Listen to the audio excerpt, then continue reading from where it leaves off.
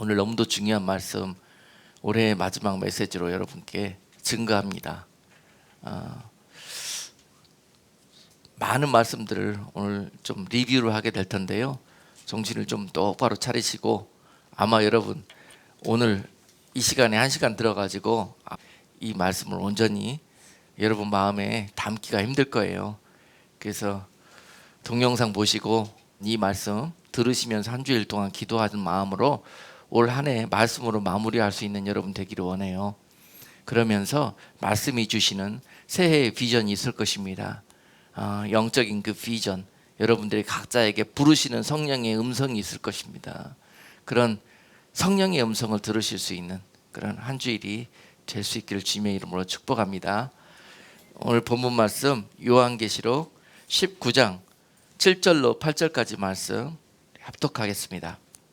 우리가 즐거워하고 크게 기뻐하여 그에게 영광을 돌리세.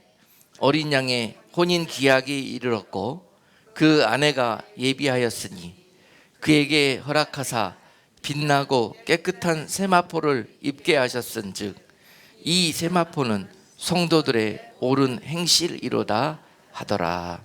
아멘. 오늘 본문 말씀을 가지고 혼인잔치에 숨겨진 구원의 비밀이라는 제목으로 말씀을 증거하겠습니다. 이 주제를 가지고 여러분께 먼저 말씀을 전한 적이 있는데요. 오늘 말씀은 워낙 이것이 중요한 그런 성경의 핵심 주제이기 때문에요. 올해 마지막 메시지로 여러분들께 다시 한번 리마인드하고 강조하고 반복하는 의미에서 이 말씀을 증거합니다. 이 성경은 모든 것이 다 예수 그리스도에 관한 기록이라는 것을 여러분 잘 알고 계시죠? 예수 그리스도께서 오셔야만 하는 그런 우리들의 연약한 모습들을 쭉 구약을 통해서 보여주시고, 또 그것으로 끝나는 것이 아니라 죄로 영원히 죽을 수밖에 없는 우리를 불쌍히 여기셔서 구원하여 살려주시기 위해서 약속하신 대로 예수 그리스도를 이 땅에 보내주셨고, 또 그분을 통해서 우리를 온전히 구원해내시리란 그러한 하나님의 계획을 온전히 또 신약을 통해서 쭉 기록해 놓은 것이 바로 하나님의 말씀책입니다. 자, 그런 모든 것들이 줄거리가 이 혼인잔치를 통해서 쭉 명맥 이어가고 있어요. 혼인잔치가 있을 것이라는 그러한 약속을 주시면서 결국은 혼인잔치가 이와 같이 이러한 자들이 초청되어져서 마무리되고 피어리드가 찍히게 될 것이다 라는 것입니다. 혼인잔치는 너무도 중요한, 성경에서 가장 중요한 핵심 주제입니다. 이 핵심 주제 혼인잔치에 대한 여기에 담겨진 하나님의 마음과 계획과 이 구원의 비밀을 잘 이해하신다면은 여러분들이 이 말씀 속에서 하나님이 여러분들을 부르시고 인도해 갈 그런 하나님의 뜻을 온전히 이해하고 또 이 뜻에 합당한 그런 순종의 삶을 살아낼 수 있는 그런 여러분들이 되실 수가 있을 거예요. 자, 오늘 그런 은혜를 여러분께 말씀을 통해서 하나님이 나누어 주실 것입니다. 쭉 이 혼인잔치에 대해서 기록이 되어 있으면서 오늘 본문 말씀 요한계시록 19장 20장에 와가지고 결국 혼인잔치가 열림으로 하나님의 기쁨이 온 땅 위에 충만하는 것을 볼 수 있습니다. 우리가 즐거워하고 크게 기뻐하세요. 드디어 지금까지 있던 그 많은 이 6,000년의 역사, 어려웠던 그 모든 역사가 마쳐지고 하나님께서 그 자녀들을 구원해내시고 온전히 그 잔치를 벌이시는 그 순간 하나님은 얼마나 기뻐하시고 얼마나 춤추시는 그런 놀라운 일들이 이 땅 가운데 있게 될 것인지요. 그런 마음들이 오늘 이 말씀에 녹아져 있습니다. 우리가 즐거워하고 크게 기뻐하세. 그에게 영광을 돌리세. 나 같은 죽어 마땅한 죄인 살리시며 이 영광의 자리에 불러주신, 구원해 주신 그 하나님의 은혜가 감사해서 하나님의 마음으로 합하여져서 기뻐 찬송하며 하나님 앞에 영광을 돌리고 있는 성도들의 모습도 오늘 이 말씀을 통해서 우리가 볼 수 있어야 될 것입니다. 이것이 이 땅을 사는 성도들의 소망이 되어야 되고요, 성도들의 마지막 목표가 되어야 돼요. 그래서 다시 한번 그런 올해를 마치면서 아버지의 마음과 아버지의 계획을 우리가 다시 한번 리마인드 하면서 이 말씀 붙들고 새해에도 계속 이 믿음 가운데 승리하는 그런 성도의 삶, 또 그리스도의 신부로 부르심을 입은 그런 성도에 합당한 삶을 살아낼 수 있는 여러분들이 되셔야 할 것입니다. 하나님께서 이 성경을 통해서 많은 하나님의 나라의 비밀들을, 또 천국의 비밀들을 비유를 통해서 설명해 주셨어요. 우리가 이 천국에 대해서 아무리 설명해 주셔도 잘 이해가 안 되니까 하나님께서는 우리가 잘 아는 그러한 이 생활의 여러 소재들을 들어가지고 하나님의 나라와 천국에 대해서 설명해 주셨습니다. 그래서 어부들에게는 천국에 대해서 어떻게 설명해 주셨어요? 그물의 비유를 통해서 예수님께서 그렇게 말씀해 주셨잖아요. 어느 날 이제 그물로 물고기들을 다 잡아들이는 날이 있을 것인데, 그때 좋은 것은 모아서 그릇에 담고 나쁜 것은 내어버린다 그랬습니다. 못된 것은. 그런 나라가 장차가 있을 것이라는 거예요. 그러면서 너희는 좋은 물고기가 될래? 못된 물고기가 될래? 이렇게 우리에게 반문하시는 거죠. 우리 영이 반응하게 되어 있습니다. 하나님의 그런 부르심과 그런 성령의 음성에 우리의 영이 반응하게 되어 있어요.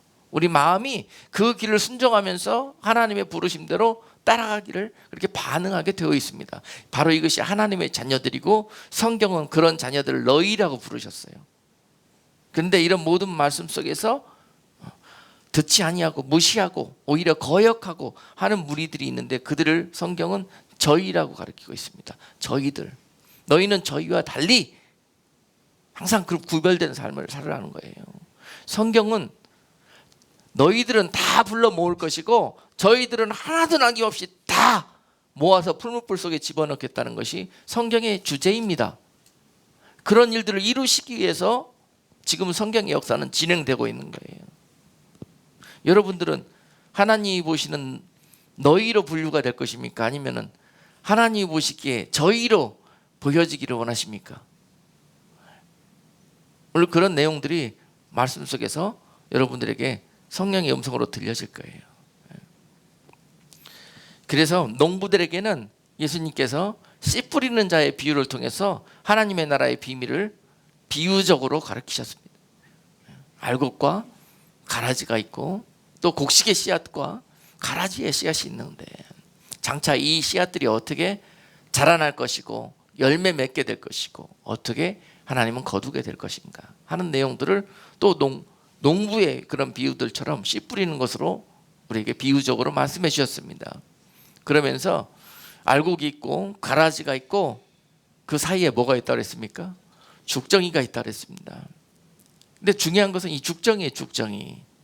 지금 성도들의 믿음이 거의 영적으로 봤을 때 죽정이와 같은 믿음들이거든요. 그 죽정이들은요, 곡식의 씨앗이라고 그랬습니다. 그런데 이 곡식의 씨앗들이면서 불구하고 아직 추수 때가 가까워졌는데 알이 차지 아니므로 죽정이 상태로 있는 그들이 주님 보시기에 엄청난 문제라는 거예요. 그리고 마지막 때는 그들이 익어지는 것이 바로 하나님이 원하시는 뜻이라고 그랬습니다. 그래서 추수에 합당한 모습으로 빨리 예비되는 것, 그것을 씨 뿌리는 비유를 통해서 말씀해 주셨습니다. 그러면서 우리에게 성령이 뭐라고 말씀하셔요? 빨리 쭉정이의 상태를 벗어서 빨리 알곡으로 익어져라. 이런 성령의 음성이 때에 합당한 그런 여러분들의 삶에 들려져야 돼요. 그리고 여러분들이 하나님의 자녀이므로 성령이 하시는 음성에 때가 되면 순종하고 귀 기울이게 되어 있습니다. 지금이 바로 그때인 것입니다. 들려지는 은혜, 보여지는 은혜가 있기를 주님의 이름으로 축복합니다. 그래서 목동들에게는 또 하나님의 나라를 이렇게 표현했어요. 예수 그리스도가 바로 도살장으로 끌려가시는 어린 양처럼 그렇게 비유하셨습니다. 그 모습처럼 너희를 위해서 예수 그리스도가 죽어주셨다고 표현하셨어요. 도살장으로 끌려가는 어린 양처럼. 목동들은 너무 잘 압니다. 이 내용을. 양들이 도살장에 끌려갈 때 어떻게 가는지. 염소들은 죽지 않으려고요, 난리법석을 피우는데 양들은 아주 그냥 주인의 그런 뜻에 순종하면서 죽는 길인 줄 알면서도 음매 소리 한마디 안 내고 그냥 칼이 목에 들어와도 죽습니다. 하나님의 뜻을 죽음으로 이루어내는 것이 바로 도살장으로 끌려간 어린 양의 모습이었는데요. 바로 예수 그리스도께서 너희를 위해서 이 모습으로 오셨다는 것을 설명했을 때 그들은 마음이 움직이고 그 영이 깨어나기 시작합니다. 그러면서요, 오늘 성도들에게 이 모든 하나님의 나라의 비밀과 또 예수 그리스도의 이 땅에 오심을 가리켜서 어린 양의 혼인잔치라는 단어로 그 비유를 통해서 구원의 하나님의 시나리오를 설명하고 계셔요. 혼인잔치의 비유, 이것은 전체적인 하나님이 그 백성들을 구원해내시고자 하시는 그런 드라마입니다. 드라마. 흔히 우리가 예수님을 인격적으로 또 은혜와 감격 속에서 만나고 거듭났다는 그런 우리 안에 확신이 있지 않습니까? 그런데 이것은 하나님의 계획 가운데 이 혼인잔치의 서막에 불과한다는 거예요. 시작에 불과하다는 것입니다. 다 끝난 것이 아니고 된 것이 아니에요. 아직 진행 과정 중에 있으며 그 첫 문이 열린 거예요. 우리의 구원의 문 대신 예수 그리스도를 만나고 생명의 길로 그 혼인잔치에 들어갈 담력을 얻고 우리가 자격을 얻고 나아가는 그런 시작인 것입니다. 그것이 완성되는 길이 무엇인지 말씀은 혼인잔치의 비유를 통해서 설명해 주시는데요, 그 백성들은 혼인잔치 그러니까 벌써 알아들어요. 왜냐하면 이 유대인의 혼인잔치는 어떻게 이루어지는지 그들은 너무너무 잘 알지 않습니까? 조상 대대로부터 이런 혼인잔치에 이런 경험이 있고 잘 이해하고 있고, 그런데 하나님께서 우리를 구원해 내실 때에도 예수 그리스도를 통해서 신랑을 삼으시고 또 그 구원할 성도들을 신부로 택하셔서 이와 같이 혼인잔치 속에서 그들을 거두실 거라는 그러한 비유로 하나님의 나라를 설명하고 계십니다. 유대인들에게는요, 이 말씀, 구약에 나와 있는 이 모든 말씀을 통해서 예수님이 또 그들에게 비유적으로 하나님의 나라를 설명하지 않습니까? 그들은 말씀을 너무너무 잘 알아요. 구약에 있는 모세의 율법을 다 외우고 있어요. 그래서 그들에게 그 말씀을 인용해 가지고 하나님의 나라는 이런 것이고 하나님의 뜻이 이런 것이라고 말씀하면요, 그들이 다 이해합니다. 그리고 그 말씀을 온전히 풀어낼 수가 있는 거예요. 하나님의 뜻으로. 예수님께서 이 땅에 오셔서 이런 일들을 하셨습니다. 우리에게 복음을 주셨는데요, 바로 그것은 하나님의 나라요, 하나님의 비밀들을 말씀하고 계십니다. 그것들을 그 말씀 안에 다 비유적으로 담고 계시는데요, 우리의 영이 열려야 그 영적인 말씀을 이해할 수가 있는 것입니다. 그 비유의 말씀을 그 참 뜻과 의미를 풀어낼 수가 있는 것이에요. 오늘 본문에서 예수님은 구원의 비밀을 혼인잔치를 통해서 말씀하고 있는데 그들의 혼인 풍습은 이랬습니다. 혼인 과정이 아까 말씀드린 대로 바로 여러 가지 단계에 의해서 진행이 되고 한 1년 내지 2년에 걸친 기간 동안에 마무리가 되어집니다. 먼저 신랑 측이 신부 집에 찾아가서 혼인을 청합니다. 혼인할 것을 청해요. 바로 이것이 정혼이라는 단계입니다. 그래서 그들은 자기가 어떤 신부를 맞이해서 이렇게 하겠다는 그런 이 제시를 가지고 또 지참금을 가지고 신부 집에 찾아가서 이 혼인해 달라는 그런 청혼을 했을 때 신부 집에서 이제 그런 조건들을 보고 또 신랑을 보고 결정을 하게 되죠. 그래서 결국 신부 집에서 어떤 일이 벌어지냐면은 마지막에 이 신랑이 포도주를 한 잔 따라 가지고 신부에게 내민다고 그랬습니다. 그런데 이 신부가 최종적으로 이 혼인을 받아들이는 결정을 하게 되는데 그 결정을 이 포도주를 받아 마심으로 이 혼인은 성사가 된다고 그랬습니다. 이 순간부터 신랑과 신부가 부부가 되는 거예요. 법적으로도 도덕적으로도 종교적으로도 둘은 이 순간 혼인 상태가 시작되는 것입니다. 그것이 이것을 정혼이라고 그래요. 성경에서 정혼했다. 마리아가 요셉과 정혼 관계에 있었다고 기록되어 있는 단계가 바로 이 단계예요. 서로 이 정혼 관계가 끝나면은 신랑은 자기 아버지 집으로 돌아간다 그랬습니다. 돌아가서 무엇을 하기 시작하냐면 처소를 예비한다 그랬어요. 이 신부와 새로운 가정을 꾸릴 처소를 예비한다 그랬습니다. 그들의 풍습으로 보면은 이것이 약 1년 정도 걸린다 그랬습니다.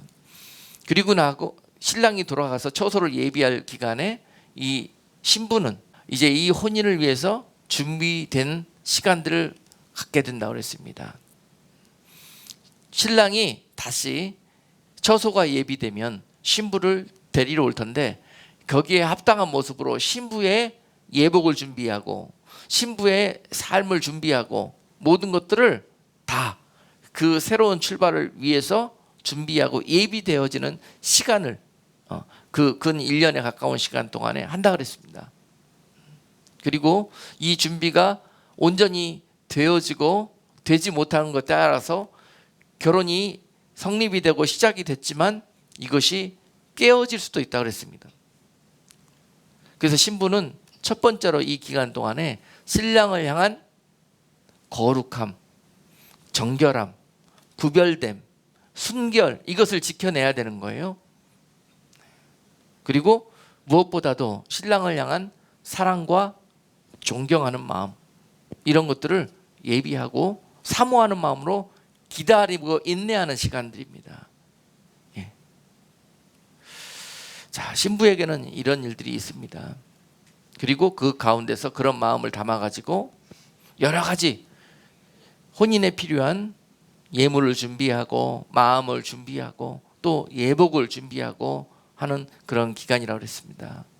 그리고 때가 되면은 이제 신랑이 신부를 데리러 찾아옵니다. 찾아올 때 신부 집으로 다시 가게 되는데 자, 그 날은 정해지지 않았다고 했습니다.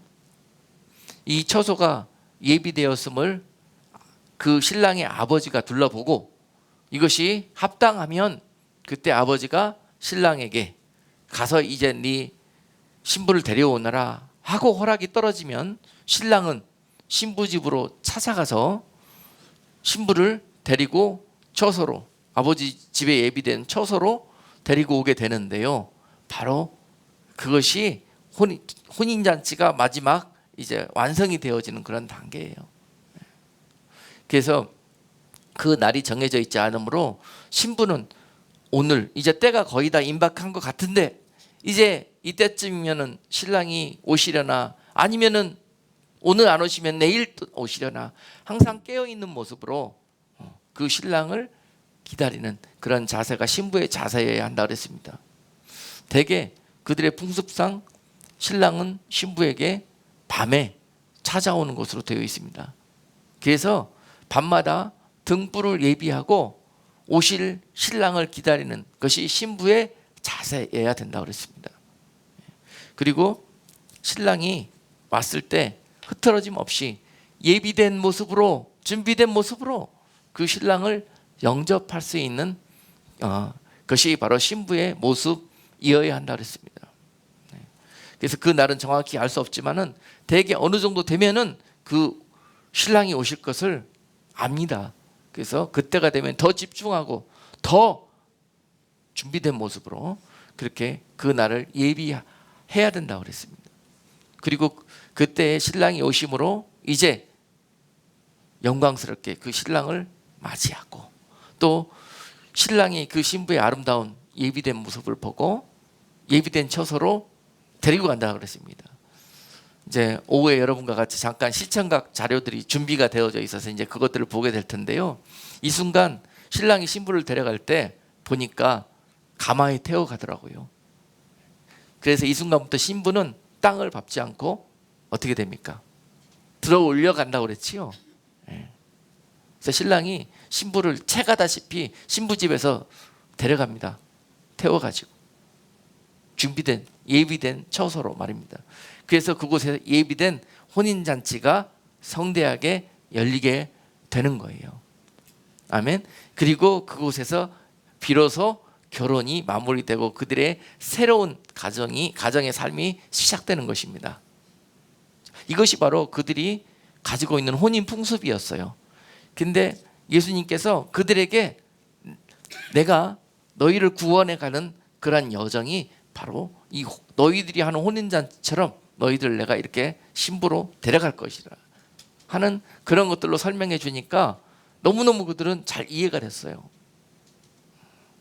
여러분, 이것이 바로 여러분 잘 아시는 요한복음 2장에 가나의 혼인잔치 이야기가 나오죠. 가나의 혼인잔치 이야기는 그러면 이 과정 중에서 어디에 속하겠습니까?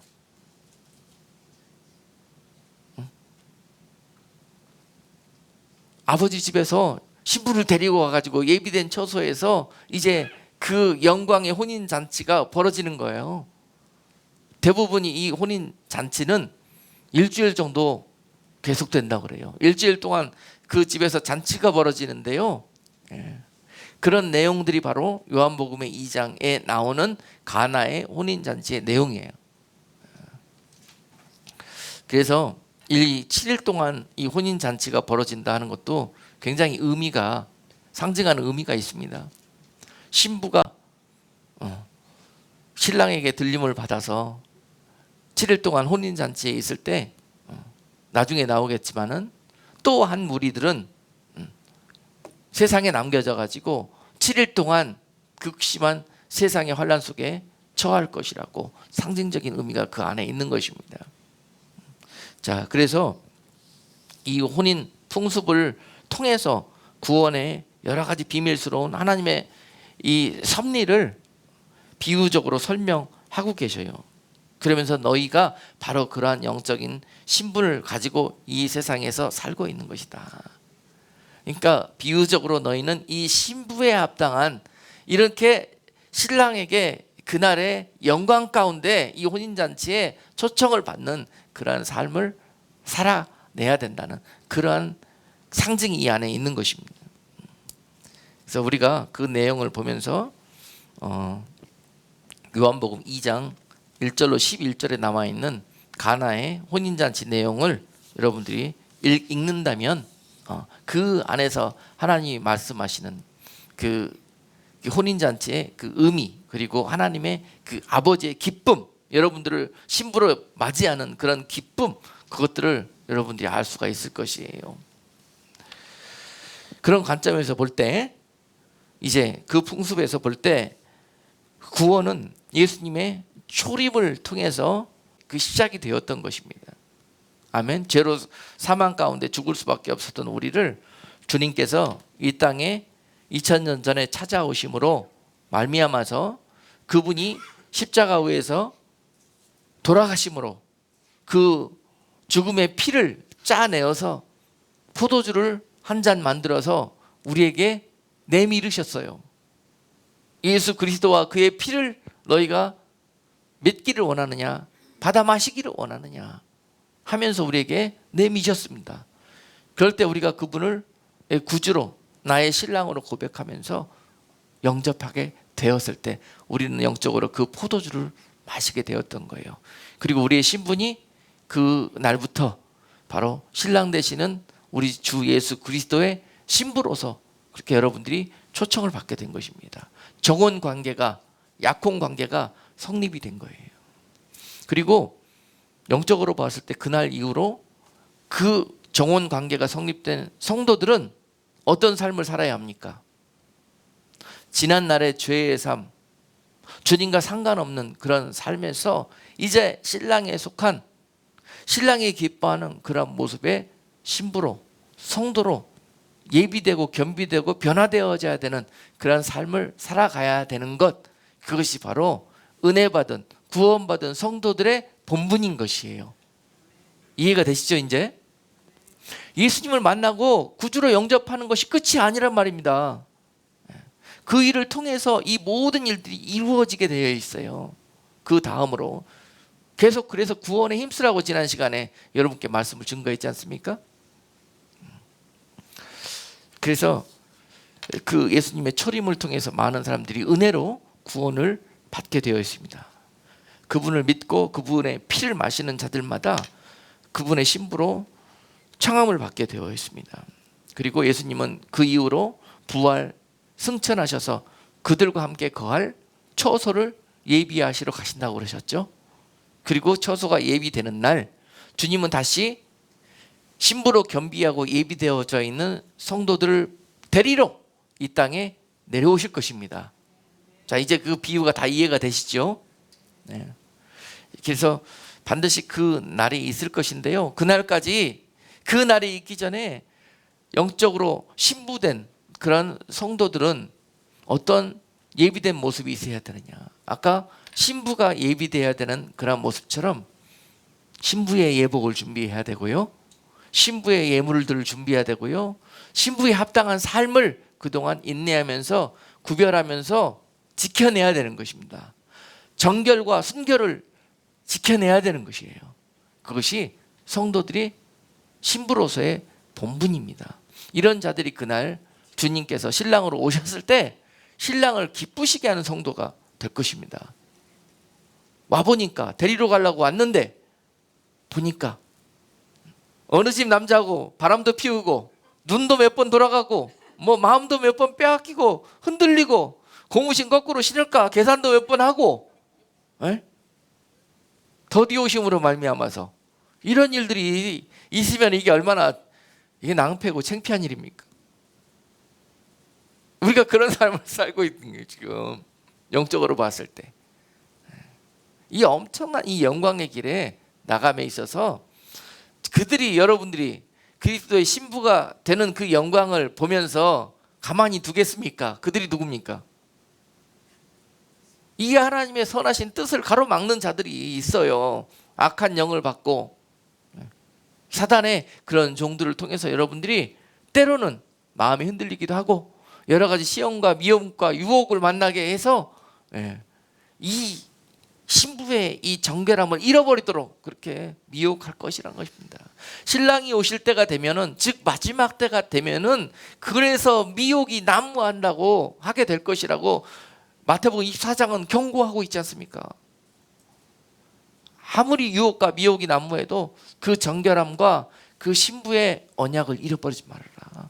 너희가 무엇 때문에 지금 무엇을 기다리고 무엇을 소망하면서 살고 있느냐, 왜 교회 다니느냐, 왜 이 땅을 사느냐 하는 그런 우리들의 영적 목표가 흔들려서는 아니 된다는 거예요. 그 눈을 세상에 또 우상과 같은 것들에, 주님이 싫어하는 것들에 그 마음을 빼앗겨서는 안 된다는 것입니다. 그것을 지켜내는 것이 마지막 때 성도들의 본분이에요. 바로 이것이 오늘 핵심 주제, 여러분들이 예복을 준비하고 여러분들의 마음을 정결함으로 거룩함으로 구별하는 것입니다. 할렐루야. 깊은 깨달음이 있기를 주님의 이름으로 축복합니다. 자, 그래서 그 신랑의 신부들을 데리러 오실 때 은밀하게 오신다고 성경은 말씀하고 계셔요. 은밀하게 공중에 오셔가지고 예비된 성도들을 향해서 주님이 나팔 소리와 함께 음성으로 그들을 부르십니다. 그 부르심 속에는 이미 죽어서 땅에 잠들어 있는 자들도 있고 살아서 주님의 음성을 듣고 영접할 자들도 있다고 데살로니가전서 4장 6절과 17절을 말씀하고 계십니다. 주께서 호령과 천사장의 소리와 하나님의 나팔로 친히 하늘로 쫓아 강림하시리니 그리스도 안에서 죽은 자들이 먼저 일어나고 그 후에 우리 살아남은 자도 저희와 함께 구름 속으로 끌어올려 공중에서 주를 영접하게 하시리니 그리하여 우리가 항상 주와 함께 있으리라. 이 시간 이후로 주님의 신부가 되어져 가지고 주님의 예비한 처소에서 항상 그분과 함께 있게 될 것이라는 거예요. 그래서 여기에 합당한 그런 예비된 자들이 이날 주님이 다시 그들을 부르러 오실 때 그 음성을 듣게 될 것입니다. 청함을 받은 자는 많이 있으나 택함을 입은 자는 적다고 하신 말씀을 여러분 기억하셔야 할 것입니다. 그리스도의 신부로 주님을 영광 중에 만나고 구원의 감격과 기쁨은 체험했으나 그 이후로 이 의미를 잃어버리고 이미 나는 구원받았다 그러면서 이 세상을 신부에 합당한 모습으로 예비하지 못하고 마음대로 세상 것들을 사랑하고 세상의 우상과 같은 것들을 하나님처럼 사랑했다면 이날에 여러분 택함을 받지 못한다고 성경은 경고하고 있습니다. 청함 받은 사람은 많아요, 은혜로. 그러나 이에 합당한 영광의 신부로 택함을 입을 자들은 적을 것이라고 그랬습니다. 그러나 침노하는 자들의 것이라고 그랬어요. 자격은 없지만 주님의 은혜로 청함을 받아놓고 그 영광의 길에 가장 여러분들의 삶의 우선순위를 두고 마음을 두고 들어가는 자들이 그 영광을 차지하게 될 것이라고 말씀하고 계십니다. 그래서 공중에서 주님이 은밀하게 오셔서 공중 강림이라고 그러시죠. 그 예비된 자들을 부르시고 공중에서 뭘 하신다? 그들과 함께 7일 동안 7년 동안 그리스도의 혼인잔치가 열리게 될 것이다. 그리고 남겨진 땅에서는 어떤 일이 벌어져요? 성경에 남겨진 자들, 그들에게 벌어질 일들은 지상에서 하나님의 진노가 부어지는 그런 환난의 시간들, 7년 동안의 대환난이라고 그러죠. 이 세상이 경험해 보지 못했던 그런 환난이 시간들이 있게 될 것이라고 말씀합니다. 그러므로 너희는 어떠한 선택을 할래? 그날에 남겨져서 그 환난을 통과하게 될 것이냐, 아니면은 그 환난에서 주님께 들림을 받아 그 영광의 잔치에 참여하는 성도들이 될래? 하는 반문을 항상 비유를 통해서 주시는 것입니다. 선택은 우리들의 몫입니다. 선택은 주님이 다 그 자리로 초청을 해주셨는데요, 택함을 입느냐 못 입느냐의 선택은 우리가 하는 것인데, 그 선택하는 것은 우리들의 삶의 모습으로 나타나는 거예요. 그 이후로부터 이 은혜로 받은 구원을 정말 내 생명보다 더 귀히 여겨서 이 은혜로 받은 구원을 끝까지 지켜내느냐 못 지켜내느냐 하는 그 선택이 우리에게 달려있는 것입니다. 그들의 삶은 그 이후로 달라집니다. 변합니다. 거듭난 성도로 모든 삶이 바뀝니다. 목표가 바뀌고 삶의 의미가 변하여집니다. 하늘의 것들과 나의 신랑으로 말입니다. 영원한 것들로 말입니다. 세상의 눈을 벗고 영원한 눈이 열리기 시작하는 것입니다. 그리고 가치가 세상의 현재 물질적인 그런 삶에 있던 우리들의 가치가 바뀌는 것이에요. 영원한 것들로, 하늘의 것들로, 아버지의 것들로, 말씀의 것들로, 믿음의 것들로 바뀌게 되는 것입니다. 그런 모습이 우리 가운데 나타나게 되어 있습니다. 자, 그래서 주님이 7년 동안 공중에서 부르심 입은 신부들과 혼인 잔치가 벌어진 후에 7년이 지나고 나면 그들과 함께 지상으로 내려오십니다. 지상 재림이라고 그러죠. 그래서 이 세상을 심판하러, 이 세상의 심판의 왕으로, 영광의 왕으로 재림하게 될 것입니다. 땅에.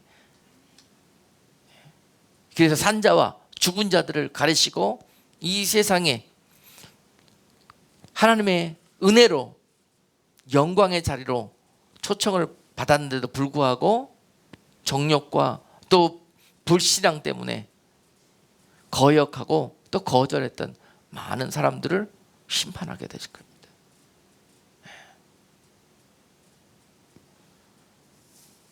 그날에 엄청난 일들이 벌어지게 될 거예요. 그날에 기뻐 찬송하며 하나님의 기쁨에 참여하는 자들이 있는가 하는 반면에 슬피 울며 이를 가며 풀무불 속에 던져질 자들이 있을 것입니다. 그때 이 모든 것들이 갈리게 되는 거예요. 지금 우리들이 하고 있는 이 삶의 현장 속에서, 현재 이 시간 속에서 되어지는 모든 일들을 통해서 결국 그날에 이런 모든 것들이 밝히 드러나게 될 것이라는 것입니다. 슬기 있는 자들은요, 이 일들이 보여져요. 그래서 내가 어느 편에서 어느 결과를 향해서 이 길을 달려가야 될 것인가, 그것이 그냥 내 안에서 그냥 자동적으로 결정이 돼요. 내 영이 그걸 너무너무 잘 압니다. 그래서 물과 성령으로 거듭난 성도들은 그날 이후로 그 길을 걸어가게 되어 있습니다.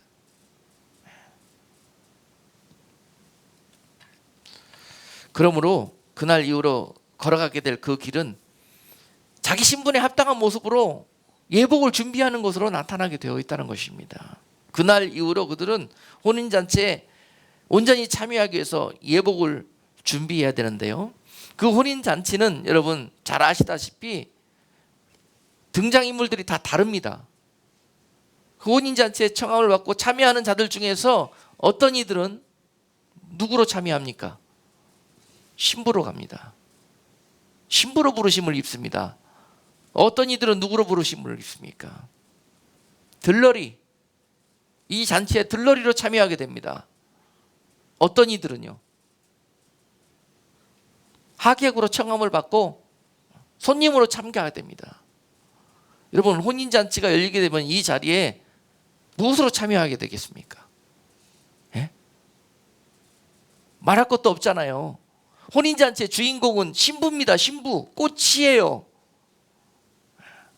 이 영광의 자리는 놔두고, 그래요, 나는 그냥 손님으로 그냥 부르심만 받아도 나는 좋겠어. 겸손이 아니에요. 이거는 여러분 절대 하나님이 기뻐하시는 대답이 아닙니다. 할렐루야. 예. 이 영광의 날에, 이 잔치에 나는 무엇으로 참여하게 될 것인가? 여러분 영이 다 알아요. 여러분 영이 다 압니다. 나는 무엇으로 하나님이 부르셨는지. 신부로 부른 자들은요, 다른 사람들과 삶이 다릅니다. 그날 이후로 은혜 받은 변화된 삶이 달라요. 신부의 향기가 납니다. 진동을 합니다. 아가서예처럼. 그런데 사람들은 조롱합니다. 얼굴이 검다고, 미련하다고. 누가 미련한지 몰라요. 왜 저렇게 사는지 모르겠다고. 그날 이후로 그렇게 변하게 돼 있어요. 신부는 다른 어떤 누구보다도 다릅니다. 그래서 결혼식에 신부는 몇 명이에요? 한 명인 거예요. 적다고 그랬습니다. 적어요. 이 혼인잔치에 이런 등장인물들이 나오지만 여러분들 마음속에 여러분 영이 신부의 그 영광에 자리로 나가고픈 그러한 마음이 여러분 속에서 침노하는 그런 사람들처럼 그 자리를 향해서 달려가야 될 것이에요. 그 자들에게 그런 영광이 주어질 것입니다. 어느 날 눈 떠보니까 신부가 되어 있네. 아닙니다. 절대 그럴 수 없습니다. 신부로 예비되지 못한 자들은요, 그 영광에 갈 수 없습니다.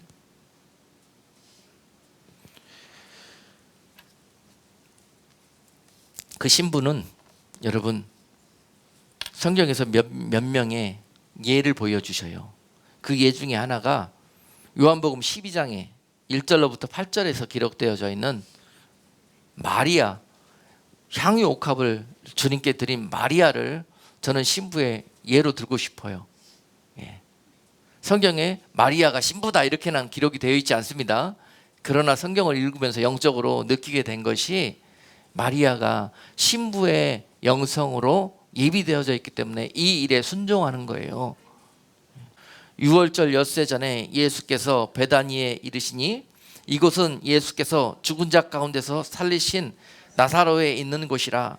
거기서 예수를 위하여 잔치할새 마르다는 이를 보고 나사로는 예수와 함께 앉은 자 중에 있더라. 마리아는 지극히 비싼 향유 곧 순전한 나드 한 근을 가져다가 예수의 발에 붓고 자기 머리털로 그의 발을 씻으니 향유 냄새가 집에 가득하더라. 제자 중 하나로서 예수를 잡아줄 가롯 유다가 말하되 이 향유를 어찌하여 300데나리온에 팔아 가난한 자들에게 주지 아니하였느냐 하니, 이렇게 말함은 가난한 자들을 생각함이 아니요 저는 도적이라 돈꾀를 맞고 거기 넣는 것을 훔쳐가미러라. 예수께서 가라사대 저를 가만히 두어 나의 장사할 날을 위하여 이를 두게 하라. 가난한 자들은 항상 너희와 함께 있거니와 나는 항상 있지 아니하리라 하시니라. 아멘. 마리아가 이 남들 보기에 미련한 일들, 허비한 버리는 일들을 왜 하게 되었느냐? 그 안에 그 영이 주님의 음성을 듣기 때문에 그렇습니다. 주님께서 이것을 요구했을 때 가리지 않고 조건 없이 계산 없이 주님의 마음과 합하여지는 거예요. 그가 드린 이 향유 한 옥합은요, 한 근이라고 기록되어 있네요. 그들이 따지는 가격으로 했을 때 300데나리온이라고 그랬습니다. 한 데나리온은 노동자 하루의 품삯이니까 이것은 거의 1년 우리가 노동에서 얻을 수 있는 연봉이에요, 연봉. 이것을 그냥 드린 거예요. 그냥 드렸다기보다 허비한 걸로 보이는 거예요. 머리에 붓고 발에 붓고 깨뜨리고. 그들이 보기에는 차라리 저것을 팔아서 그 귀한 값에 큰 돈을 유익한 데 쓸 수도 있었겠거늘. 무엇이 제일 유익한지를 모르는 거예요, 그들은. 하나님의 목적에 이 동참하고 합하여지는 것이 가장 유익하고 가장 우리들의 삶에 아름다운 일이 되는 것입니다. 그 일을 모르니까 자기들이 생각할 때 이것이 옳다고 여기는 것들, 그것들을 힘쓰다 보니까 결국 그 일들에는 주님이 나는 너를 도무지 네가 하는 일들을 모른다 하시거든요. 그런데 그들은 사람들이 보기에 좋게 사람들이 알아주는 일들로 먼저 앞장서다 보니까 하나님의 일들을 그르치는 그런 어리석음에 빠지게 되는 거예요. 그러다 보니까 결국 이렇게 이야기했던 가룟 유다는 어떤 길을 걸어갑니까? 사람의 길, 세상의 길을 결국 그 영광의 길을 걸어가면서 제자의 길을 걸어가면서도 그런 마지막 종지부를 찍게 되지 않습니까? 이 드려진 향유 한 옥합은요, 마리아가 이제 신부로 자기가 살면서 조금씩 다 시집을 가야 되니까 준비한 혼수품 중에 하나예요.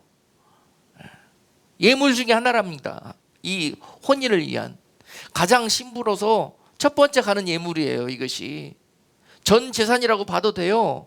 앞으로 그녀가 가지고 있는 행복이라고 봐도 돼요. 세상적인 행복, 결혼을 통해서 그 행복한 시간들을 위해서 예비된 것이잖아요. 이것을 깨뜨렸다는 것은요, 이 순간 마리아가 뭐예요? 내 세상 행복, 세상 신랑 포기하고 세상 혼인 포기하고 자기는 주님과 혼인하겠다는 것을 이 방법으로 고백한 것입니다. 그렇기 때문에 마리아에게 하나님이 이 은혜를 부어가지고 이 이후로 그가 정결하고 거룩하고 주님만 사랑하는 그러한 아름다운 신부로 그를 예비시켜 그를 데려갔을 것입니다. 저는 그리 믿습니다. 그렇기 때문에 그가 그런 삶을 사는 거예요. 또 한 사람 예를 들으라 그러면은 요한계시록 14장 4절로 5절에 나오는 사람들입니다. 이 사람들은 여자로 더불어 더럽히지 아니하고 정절이 있는 자라, 어린 양이 어디로 인도하는지 따라가는 자며 사랑 가운데서 구속을 받아 처음 익은 열매로 하나님과 어린 양에게 속한 자들이니 그 입에 거짓말이 없고 흠이 없는 자들이더라. 아멘. 그들은 여자로 더불어, 여자가 누굽니까? 세상 쾌락, 세상 즐거움, 음녀, 세상 임금, 이런 것들입니다. 여러분들을 달콤한 입술로 미혹하고 유혹하는 그러한 것들입니다. 이러한 것들로부터 더럽히지 않는다는 거예요. 그들은 타협하지도 않고요, 그들과 짝하지도 않는다는 거예요. 정절이 있는 거예요. 정절. 이 일은 하나님이 싫어하고 내 신랑이 나중에 오시면 기뻐하지 않을 것이다 그러면 절대 쳐다보지도 않고 타협하지도 않는다는 것입니다. 신부로 부르심을 받은 사람은요, 그 영이 그런 고백을 합니다. 자, 우리는 그렇잖아요. 그래도 그렇지 뭐, 주님이 다 이해해주고 알아주실 거야, 이렇게 생각하면서 자기 하고 싶은 대로 다 갑니다. 그들 안에 신부로 부르심이 약하기 때문에 그래요. 자기가 심은 대로, 쌓은 대로, 예비한 대로 그날에 그 영광을 보게 될 것입니다. 그리고 어린 양이 어디로 인도하든지 신랑이 어디로 인도하든지 따라가는 자며 신부들은 절대적인 순종을 합니다. 신랑이 어디로 인도하든지 무슨 말씀을 하시든지 아멘하며 순종하는 자들이라는 거예요. 신부들에게는 이런 마음이 있습니다. 이런 영성이 있습니다. 그리고 또한 사랑 가운데서 구속을 받아 처음 익은 열매, 첫 열매라는 거예요. 첫 열매의 삶을 살아요. 여러분께 첫 열매의 삶에 대해서 몇 번 강조했습니다. 첫 열매의 삶은 십자가의 삶이라고 그랬어요. 첫 열매의 삶은 땅에 묻혀 썩어지는 것이라고 그랬습니다. 첫 열매의 삶은 낮아지고 썩어지고 죽어지는 거예요. 하나님의 더 많은 열매들을 위해서, 하나님의 섭리를 성취하기 위해서 십자가 지는 것이라고 그랬습니다. 이것이 바로 첫 열매의 삶이라고 그랬어요.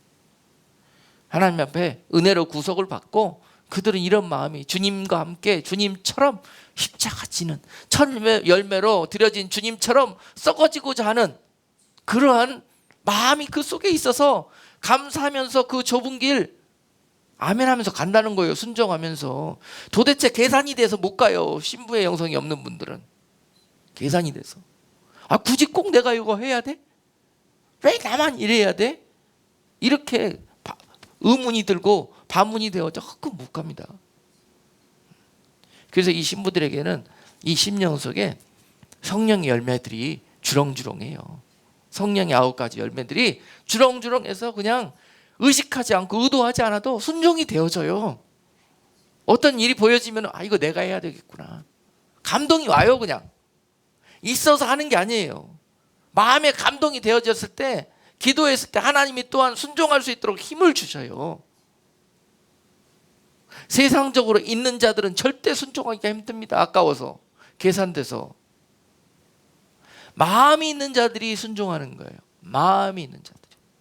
그런 자들에게 하나님이 은혜를 부어버리고 하나님이 역사를 행하십니다. 예? 그래서 쥐뿔도 없어도 아멘 하셔요. 순종해 보셔요. 하나님이 일을 이루셔요. 그리고 네가 했다고 영광을 받으셔요. 하나님이 다 하셔놓고. 신부입니다. 그들 안에 이런 마음이 있어요. 드뭅니다. 그런데 그렇게 살면 주변에서 또 세상에서 미쳤다고 그래요. 그런데 하나님은 오늘 마리아에게 예수님께서 말씀하셨듯이 그렇게 말씀하십니다. 그리고 그들은요, 어린 양에게 속하였다고 그랬어요. 여러분, 우리 영적으로 우리가 어디에 속하였는지 굉장히 중요합니다. 어디에 묶여 있는지. 입으로는 주여 주여 하면서 예수님 예수님 하고 말씀 하는데, 기도는 청산유수고 그냥 말씀은 달달 외는데 예수님께 묶여져 있지 않을 수가 있어요. 신랑을 생각하지도 않을 수도 있습니다.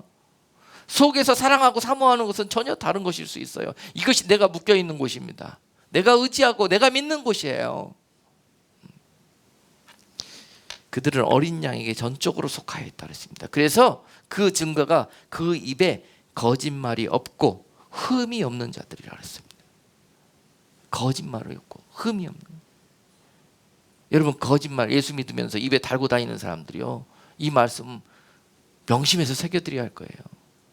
그리고 예수 믿으면서 각종의 세상적인 이 부정과 편법과 이 옳지 않은 그런 것들을 다 사용하면서 세상 유익, 세상 사람보다 더 발빠르게 다 달려가면서 주여 주여 하는 것, 절대 주님이 기뻐하지 않습니다. 그날 이후로, 오늘 우리가 구속함을 입은 이후로 우리는 변화된 삶을 살아야 해요.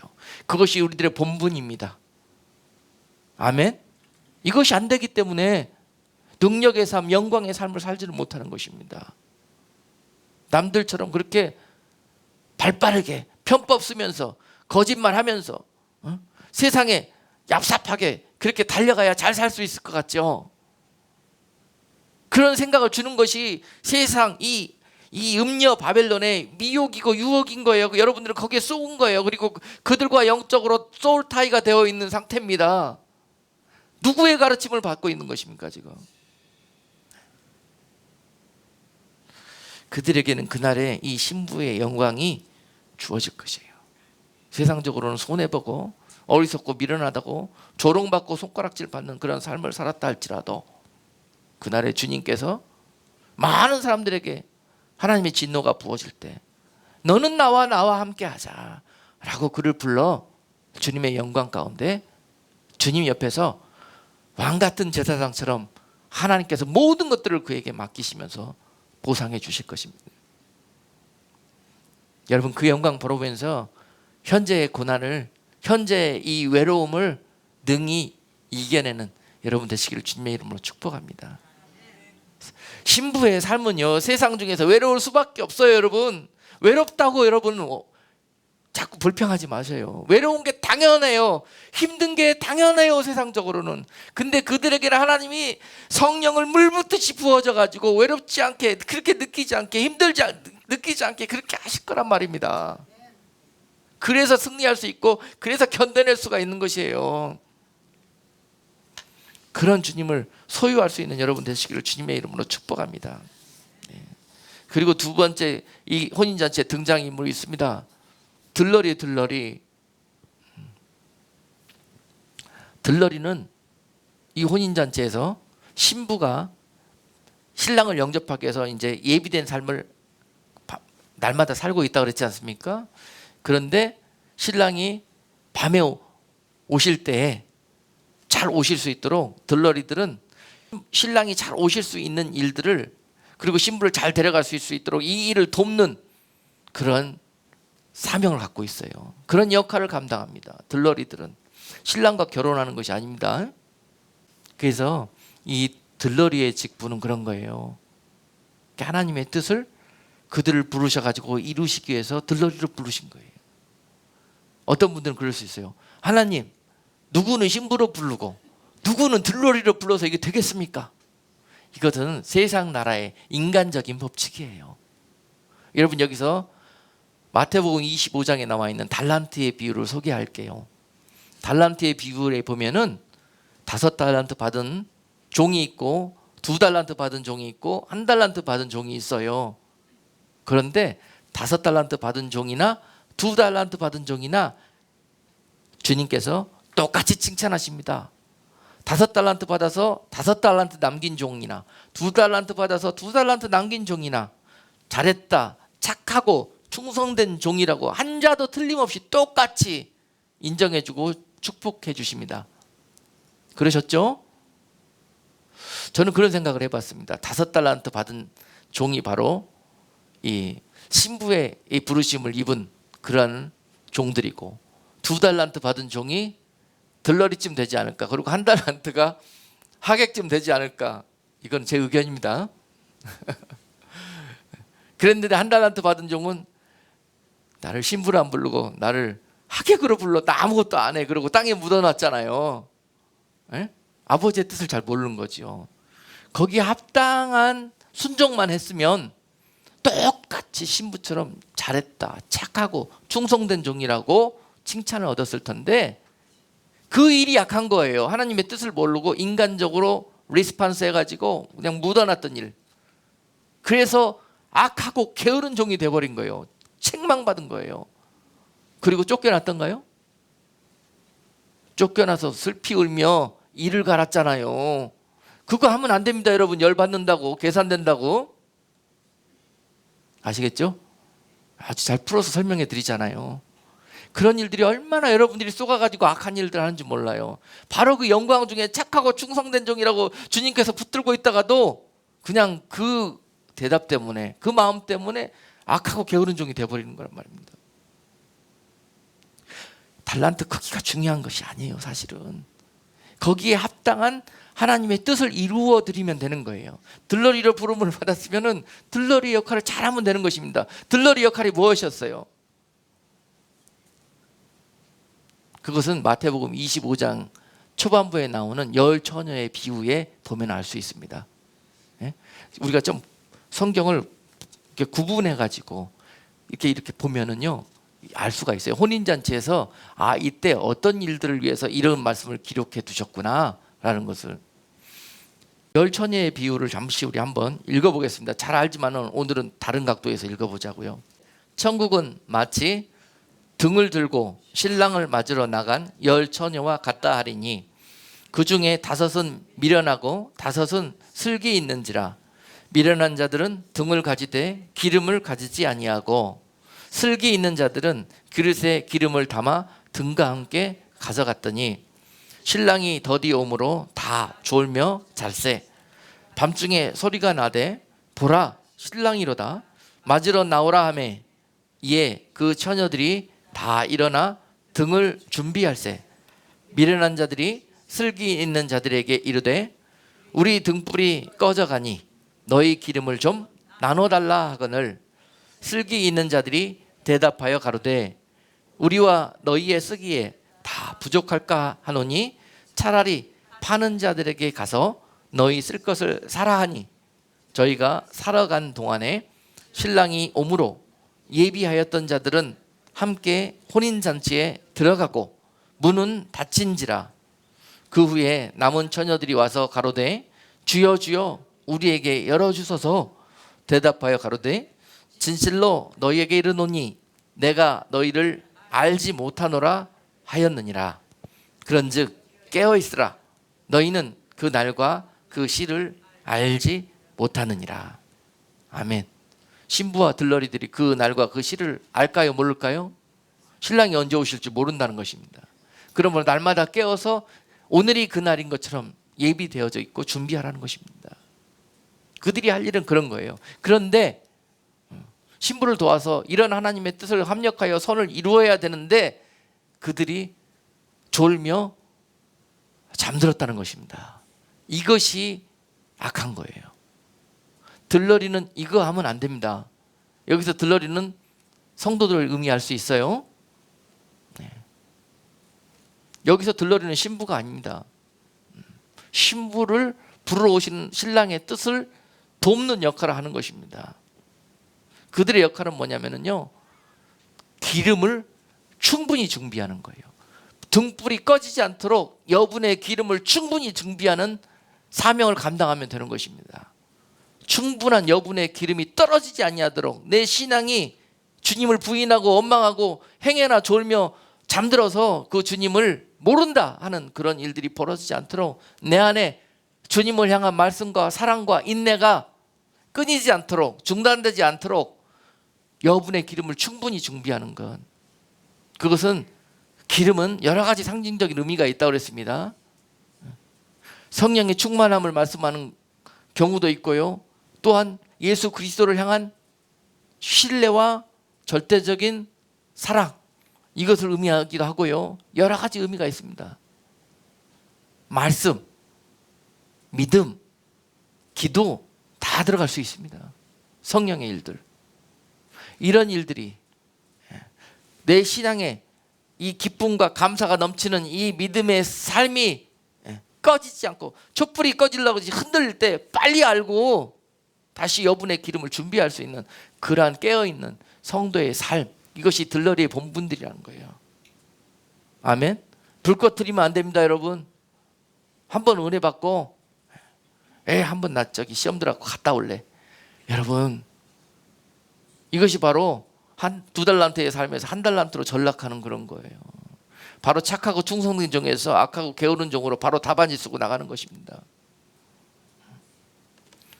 앞으로 우리들의 이 마음과 입술의 고백을 철저하게 분별하고 거룩하고 정결하게 지켜가는 그런 삶이 너무너무 중요합니다. 그리고 또한 부류가 있다고 그랬어요.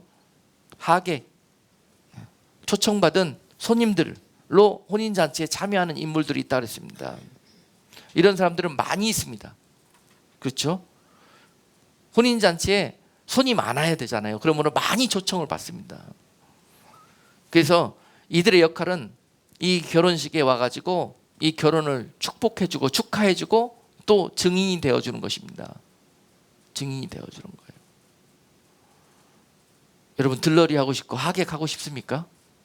이왕 하늘나라의 혼인잔치에 참여했는데요, 신부의 영광으로 향해서 가야 될 거 아닙니까?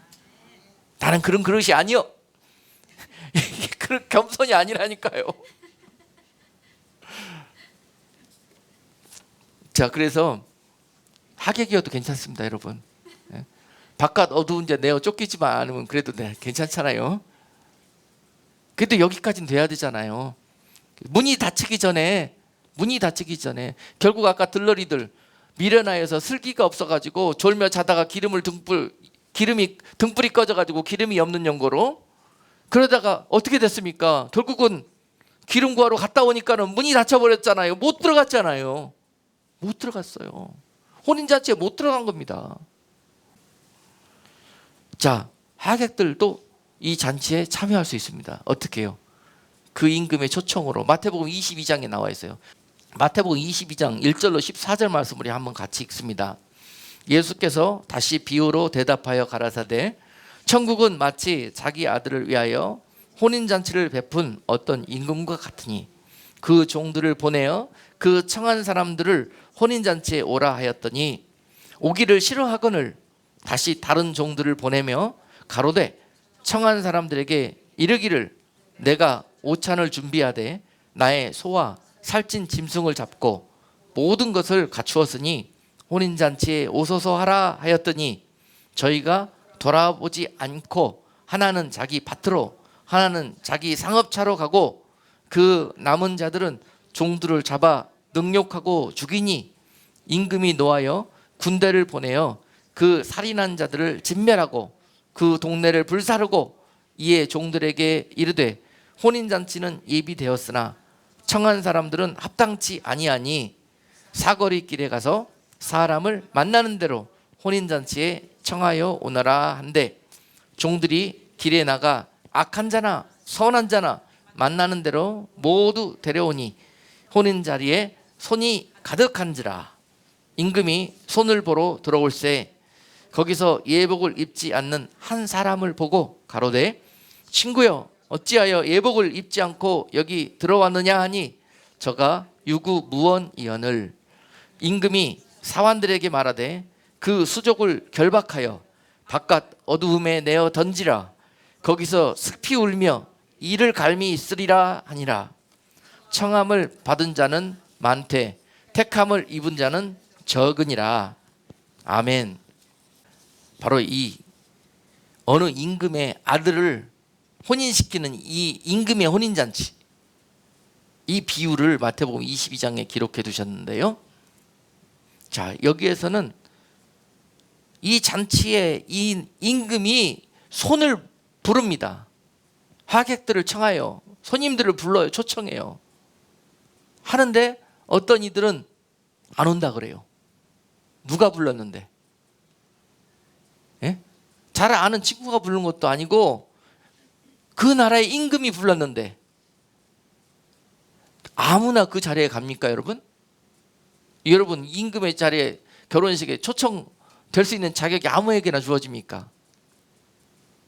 그런데 은혜라는 것이 아무에게나 줬다는 거예요. 이거를 아무에게.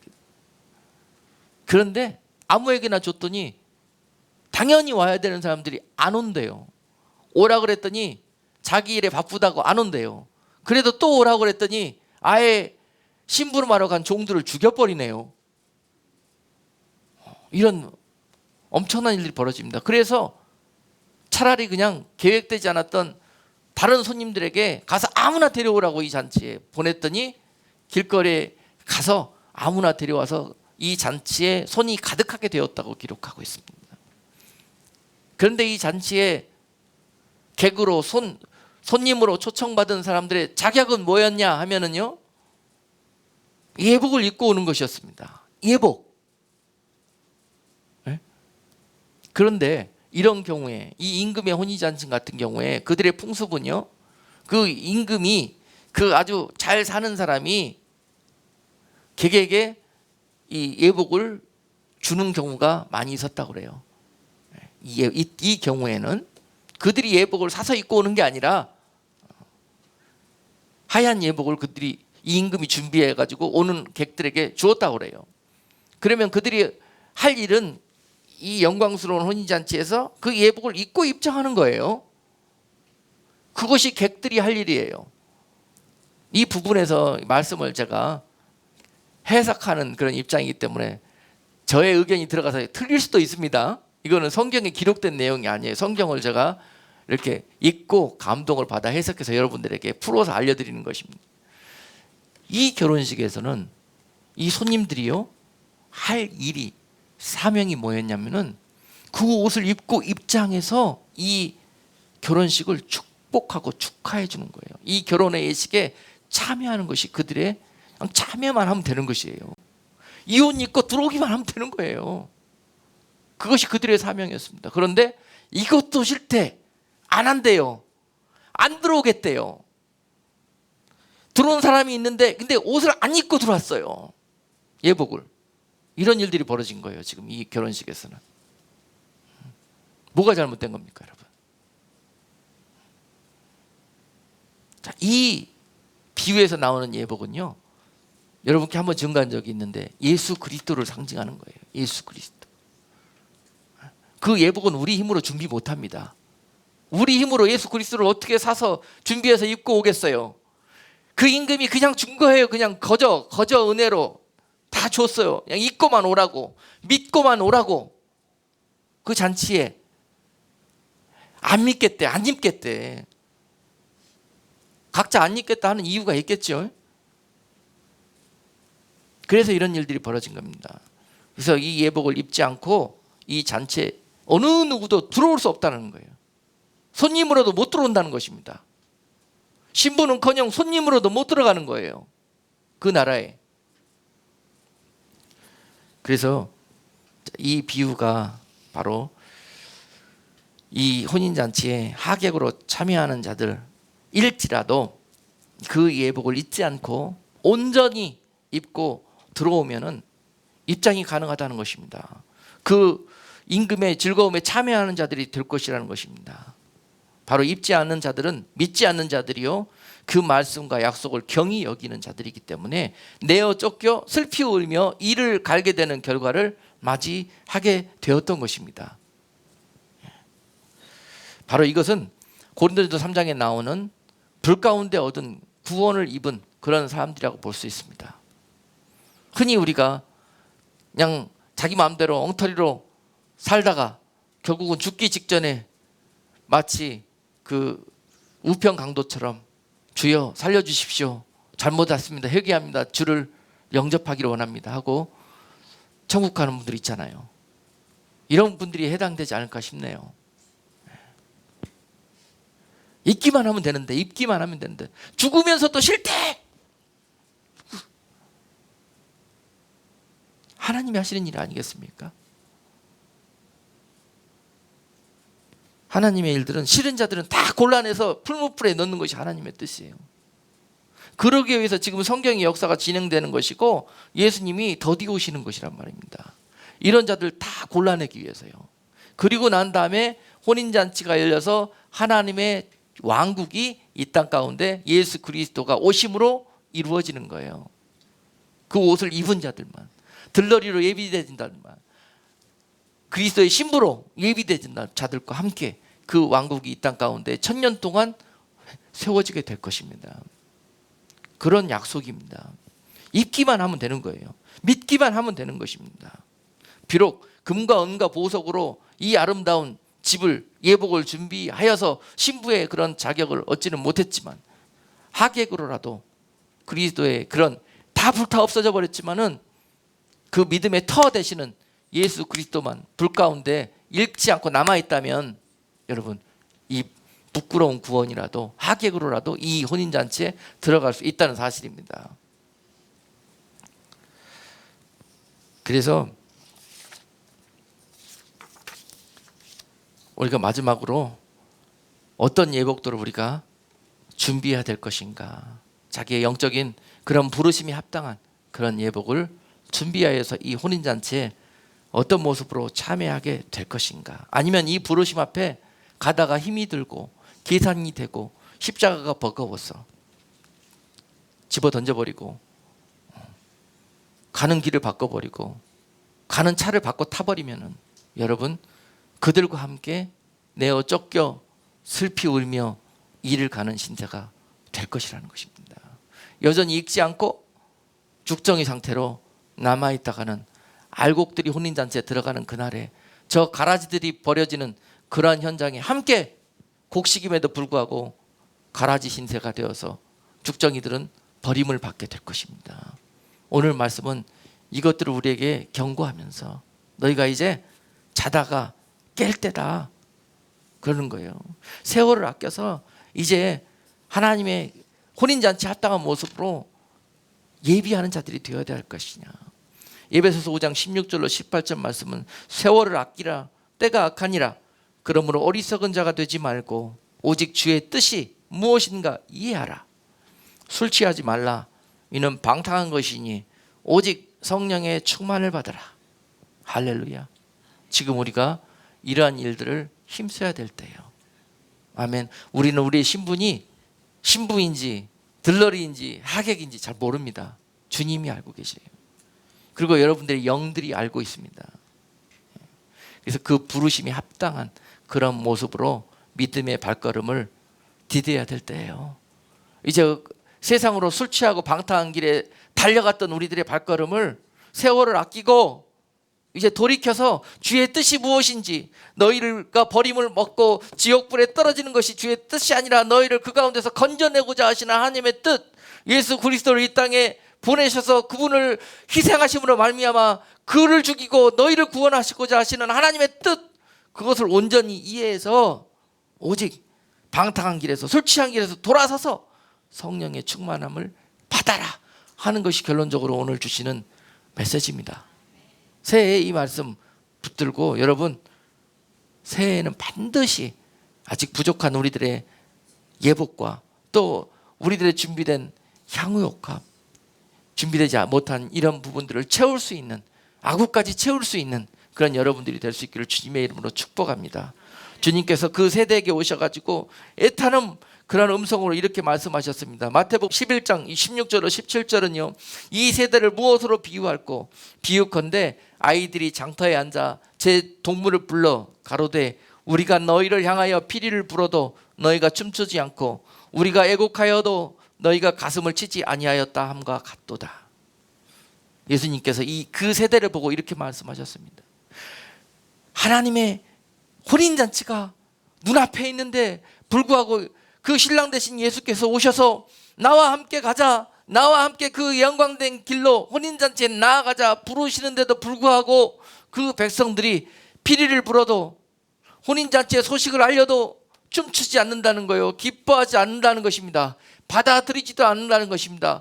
오히려 그 소식을 거절하고 거부하고 그분을 십자가에 죽이지 않았습니까? 그 세대가 그렇게 했다는 것입니다.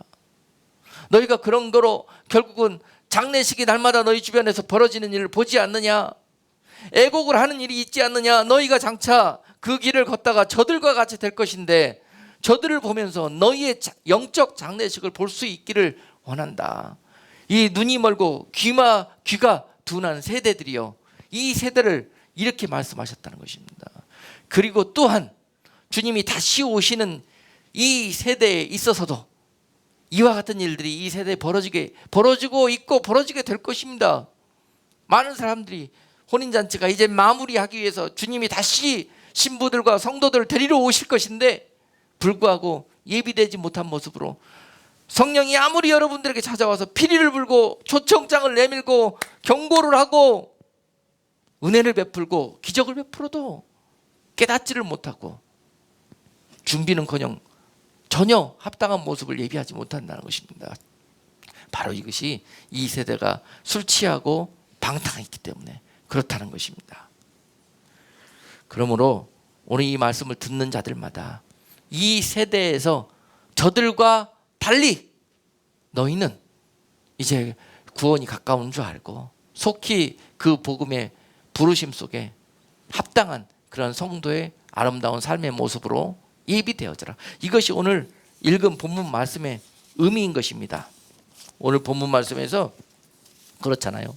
그들에게 허락하사 빛나고 깨끗한 세마포를 입게 하셨은즉 이 세마포는 성도들의 옳은 행실이로다 하더라. 성도들이 옳은 행실이 바로 이와 같은 자세로 여러분들이 속히 변하여 그 영광에 참여하는 것이라는 것입니다. 이것이 부르신 하나님 아버지의 뜻에 합당한 여러분들의 본분이라는 것이에요. 이것이 하나님께 영광을 돌리는 것이고 그분을 기뻐하게 하는 것이고 그분께 영광 돌리는 그런 성도의 모습이라는 것입니다.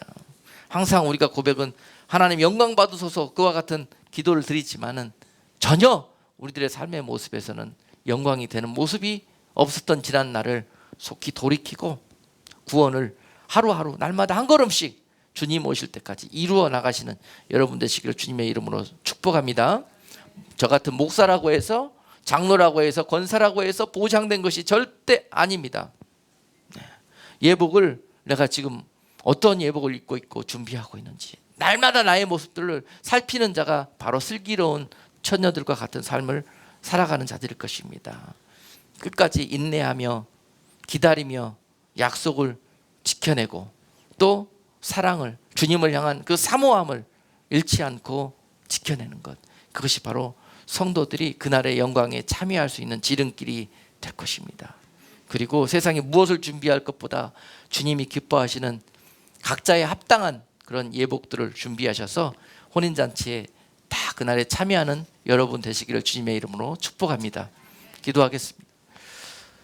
거룩하신 하나님, 오늘 이 미련하고 악한 세대에게 조목조목 말씀을 들어주시면서 너희는 무엇으로 예비하기를 원하느냐, 어떤 모습으로 돌아서기를 원하느냐, 과연 너희들을 향한 하나님의 부르심은 무엇인지 알고는 있느냐, 그렇게 우리에게 영을 깨워주심을 감사드립니다.